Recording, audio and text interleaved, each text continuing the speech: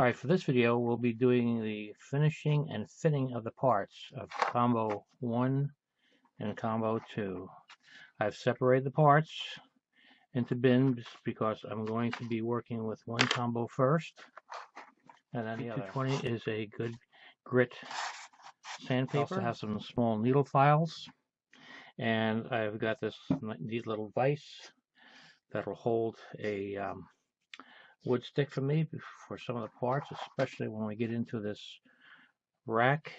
We may be doing some sanding on the round pieces, and we need something to hold the backing plates because you don't want to put too much pressure on it. And we can get in there and we can do some sanding and holding it as we turn it, and do the other sides.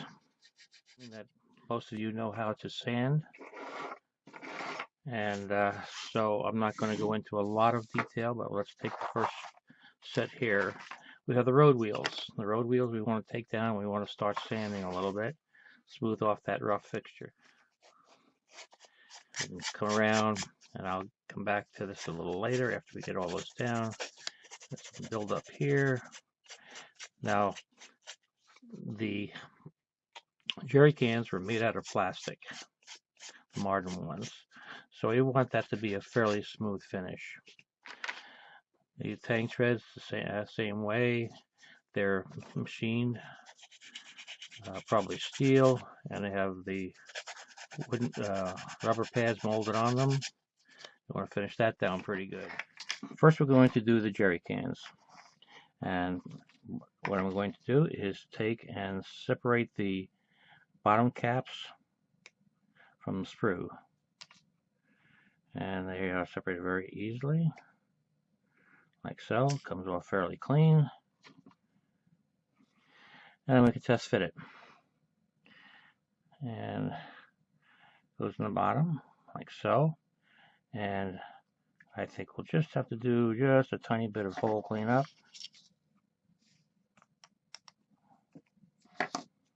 And there is a little step in there to prevent the cap from going in too far, so we don't want to take that down. And if it sticks up a little bit like this one, just a couple of thousandths of an inch, you can always hit it with a little sandpaper, smooth it all down flush. If you have a little gap around the edge,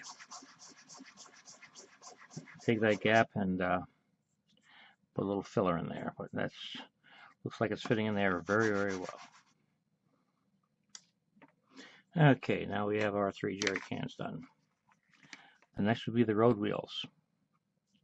The road wheels have these 2 brackets that'll go on the back side of the rack, so the rack is actually sandwiched between the road wheel and the bracket. The bracket has 2 simulated nuts on it, and we're going to be running the shafts through. And in a fashion I'll just show you in a second here. First, we separate the 2 brackets pieces. Okay, there's our 2 little brackets. Get a little side view and a back view, and then we have the bolts that go through. The bolts that go through, just simply cut them off with a sprue. There's 4. 1. Now the first thing we need to do is we need to clean up some holes. The holes will have to be cleaned up for where the bolts will go through these little brackets, and they will also need to be enlarged where they go through the wheel itself. We'll measure the diameter. Comes out 0.57. So we need a 0.057 drill. Here's 0.58, and maybe that'll work. And then we'll drill that hole through the bracket like so. And clean that hole out.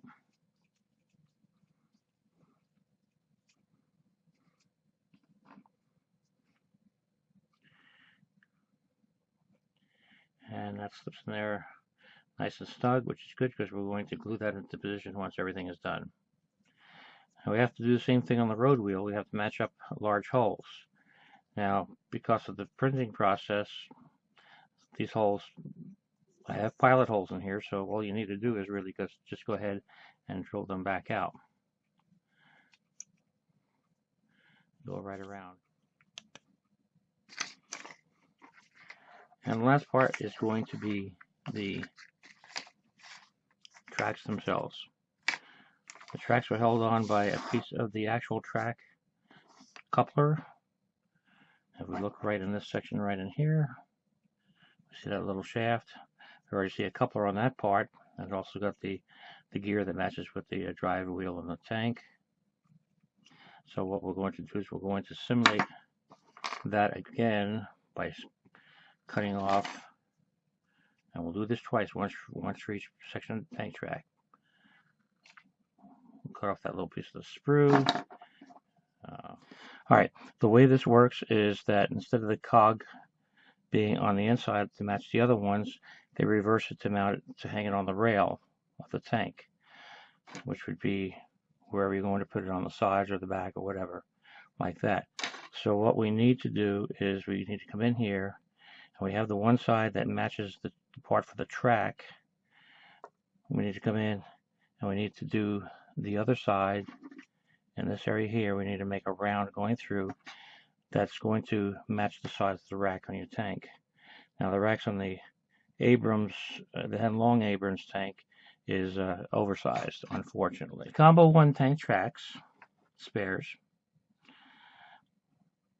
they go together with the pads facing the outside, away from the tank, and they reverse the cog gear so that it goes on the outside to hold it onto the rail, much like this.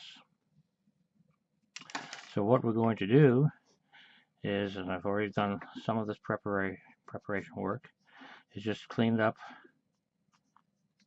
the shafts between the top set of pads, whichever way you want to call top. What I call top is the one that has the place for the cog, and just clean around it a little bit. And you clean down the sides, make sure there's nothing sticking up. And what we want to do is this little cog piece to fit in there.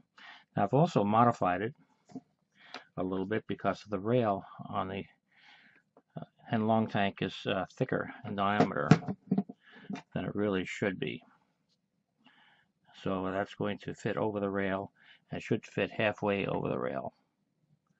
So what I've done is taken my little motor tool and just created that round there. And just touch up the other one a little bit. You do that on both of the cogs.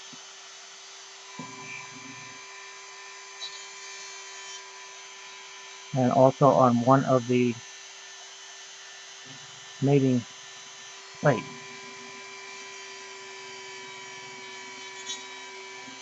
Take that out a little bit, so that should be able to clamp around the rail.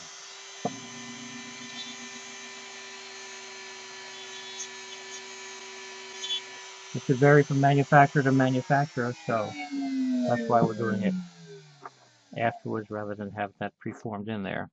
Also, what I did is I measured the diameter of the simulated bolts that will hold these two pieces together, and I cleaned out the holes, and like so. Took them around, do both holes from both plates, and then when you're done with that, just come in and you can take your little put-in X-Acto knife and put a little chamfer on that one side to make up for any buildup that might be in the molding process here, 3D printing process. And you do that on the inside. So what you will wind up having is these pieces go together like so, and you see the smaller hole will line up with the pin in the track like so, and the larger hole will go over the rail where it's suspended from, so that'll be in there. And if you want, you can do both of these. the same way. Come in here and just open up that, squeeze those pieces together.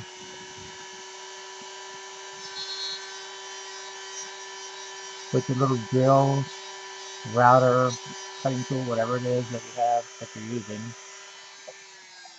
And that opens it up so that they mate, like so. And that completes the combo 1 prep. The combo 2. And we'll just get the pieces out, ice chest and cover the water cooler. What we need to do is we need to come in here. We need to find the center, and you can see a little bulging and part. And I'm going to cut a little hole in here. Doesn't necessarily have to go too deep or through. That's just for the glue to get a little grip. And I'm going to flip around behind me, and I'm going to put a little bit of super glue on that. I'm going to do it under a magnifying glass with tweezers, and I'll be right back.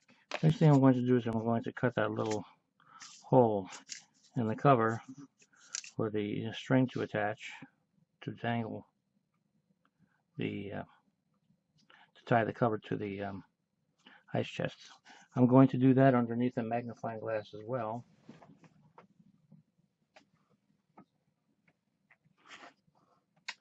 Okay, what I did is I cut that little hole right there. But I started from the bottom side, which made it a lot easier. And just as it started breaking through, I stopped, and I was able to just remove that extra piece of nylon from the top side. The ice chest, we talked about that. We could take that edge down slightly if we want to make it a little more even.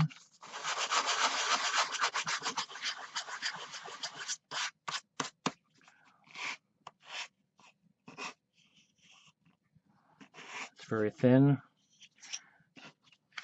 Sometimes I exceed the minimums in the 3D printing process to achieve things. And if the parts come out, they come out great.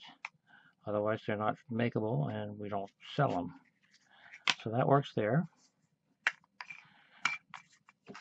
Next item is going to be our little ammo boxes. So what we have is the box, and it's got on the inside, it's got a couple little brackets to prevent this thing from sliding all the way through. Finished in the outside of this, and again you can tell there's a little taper, so that's going to go tapers on the inside. Okay, finish, and that is going to fit inside and drop down. Now we might have to do the edges a little bit.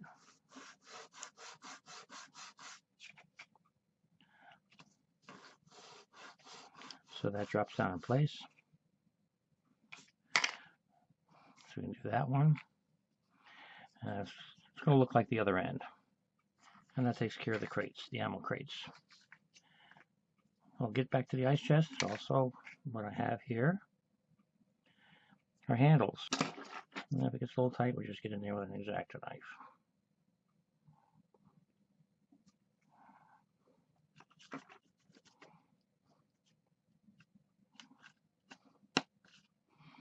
Which was actually easier. You save the other one if you want, put your spares box, whatever. And basically what we're going to do is just take that side where the sprue was. Just take the sprue off a little bit so it's flush. Shouldn't take much. And then we're going to glue the handles on the side. But we're going to do that after painting, because we're going to paint the chest one color and the handles will probably be white. So probably the most impressive addition you can make to the model, other than perhaps the wheels and the spare tracks. A lot of things had these racks and they were pretty good. And I replicated them so that they should fit real good. And what we're going to do is first we're going to measure 0.31.5, a little over 32nd of an inch. See how much space we have. Oh yeah, we've got space around. So what we're going to do is there's 4 holes, and each one of these brackets. Normally this assembly is in many pieces that's all bolted together. You can see simulated bolt heads, but to make it easier, I've just replicated everything. Everything looks like it's a pre-made assembly. Make it much easier. Take these holes down a little bit, clean them out.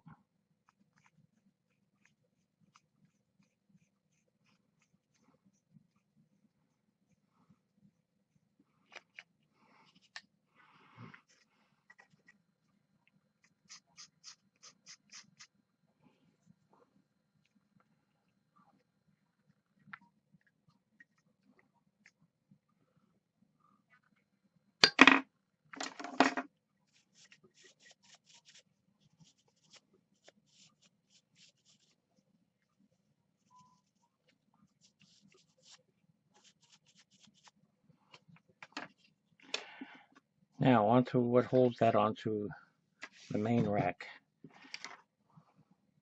What I've done here, and I'll take a look, we'll just take one piece off first. Got 8 brackets, you only need 6. 2 will be spare, so you can leave 2 on the screw. I'll just show you the center one as an example. Very simple. Goes through, and it goes into the holes we just cleared out.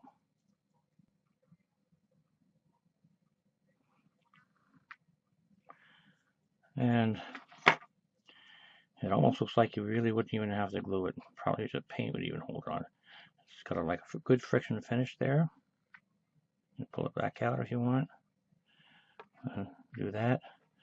So what we're going to do is cut off 6 of these. And that concludes the finishing and fit part of the Combo 1 and Combo 2 set.